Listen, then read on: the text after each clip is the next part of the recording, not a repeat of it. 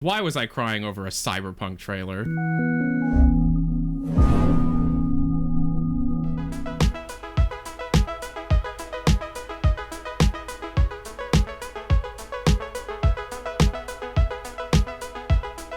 I have been so deeply interconnected with the community of this game to the point where I've become good friends with some of the developers of the game. I have heard firsthand the struggles that existed within the development cycle, the brick wall that they were up against while trying to get this game out the door. Keeping information away from teams. Teams were working on completely separate things and the systems didn't interconnect in the way that they wanted them to. The beta testers lied. The executives pulled some weird strings to meet cert even though they didn't meet cert. The executives forced it out at a certain time when they were not ready for it. Internally, there were certain developers that were like, yeah, I think if we target 2021, 2022, we'll be fine. The executives totally thought that even if it was buggy, they'd be fine. Witcher was buggy, but Witcher did not have this kind of hype surrounding it. Cyberpunk on launch was such a mess. Imagine being a person who was crunched to the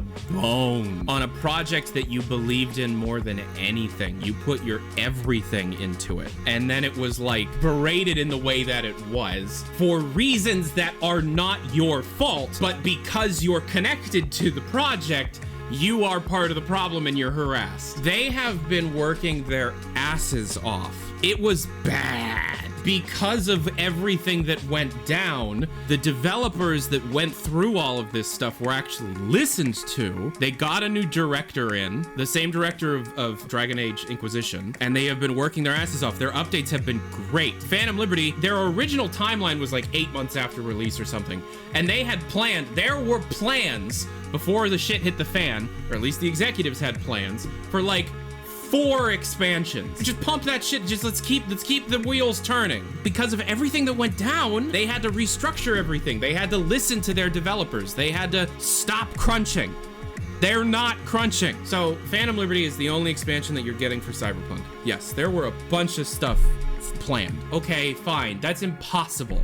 And now we're getting Orion, which I'm sure is incorporating some of the original idea. And Phantom Liberty looks so good because not only is it this insane new story that's like built on top of this cut entire chunk of the main story from the original game, but has been rewritten and reworked to such an extent that not only is it significantly larger and more impactful, but it's way better. So watching that trailer made me very emotional because it's like the same friends that I had conversations with where certain people were actually in tears recounting stories of development. Seeing such an insane 180 turnaround victory from the people that put their heart and soul into what became the laughingstock of the industry. They don't need my approval. I'm some fat dumbass from Ohio, but I am so goddamn proud of the actual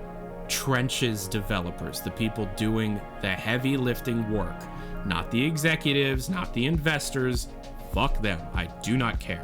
I went on public record during letting off steam that they were releasing in August because Starfield was rumored to be released either September or October, and I personally thought, as well as a couple of people that I've been talking to on the inside, releasing after Starfield would be a mistake. They are releasing after Starfield. Yeah, Starfield comes out on the 6th of September.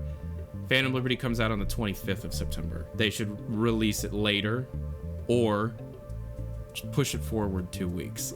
Just push it forward 2 weeks. And so being able to see them have such a crazy 180 turnaround while also knowing a lot of the behind the scenes stuff of like change in direction, change in director, change in the work-life balance and what is expected of the employee, and still turning out something like this, and also being able to deal with the leaks by effectively rewriting major chunks of the game and retaining the kind of surprises that you would expect. Idris Elba taking some of the stuff that Songbird originally had to do, for example.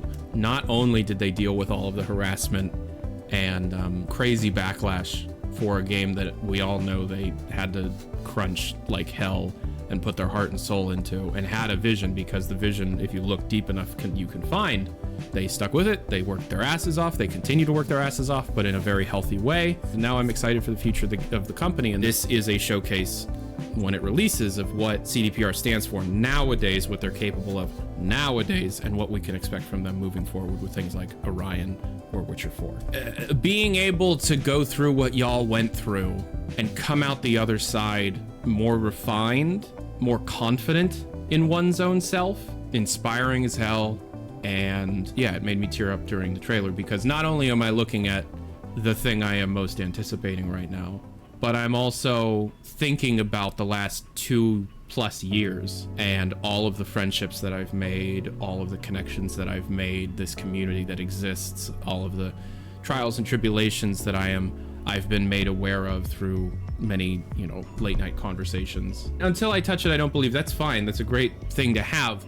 But I'm so connected on the back end, talking to people all the time about things. I know more than I let on, obviously. I don't want to get people fired, very obviously. I'm allowed to have my own opinions and shit. I'm allowed to do my job the way I see fit.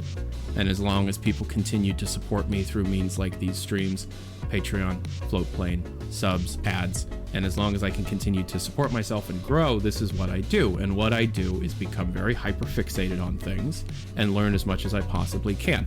And CD Projekt Red has been a hyper fixation of mine since the summer of 2021.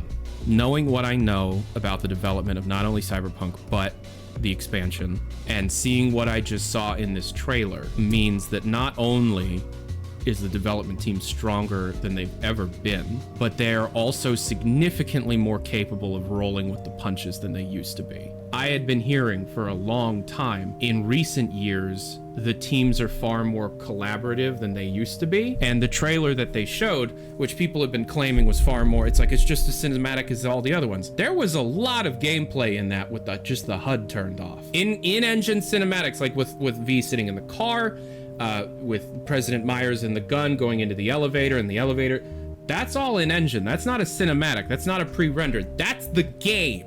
That's not what they did for, it's a long, Seeing a trailer with actual in-engine cinematics baked within gameplay itself, camera controlled by a human being, I think. I mean, you might have that on a track, I don't know. Coupled with all the stuff that the public already knows, with the next major update having stuff like vehicle combat, slight UI redesigned police, which isn't huge. It's not like an entirely new game, but it's pretty significant what they've done with the police. Like, there was a leak where they actually have voice recordings of the street names and stuff. So after this, you're gonna have the simultaneous AAA development, if they stick to that. I don't know if they'll stick to that, of Orion and the next Witcher game. People have been asking me to go off and just recap everything that I know about Phantom Liberty. That would suck. I've learned my lesson through how I handled Half-Life Alyx. There are things that are cool to discuss publicly because they could even add information to the developers themselves. So, for example, if, let's say, CDPR were to implement a change to the combat system, or how level up takes place, right? And I were to find that information and discuss that information, conversation then organically follows.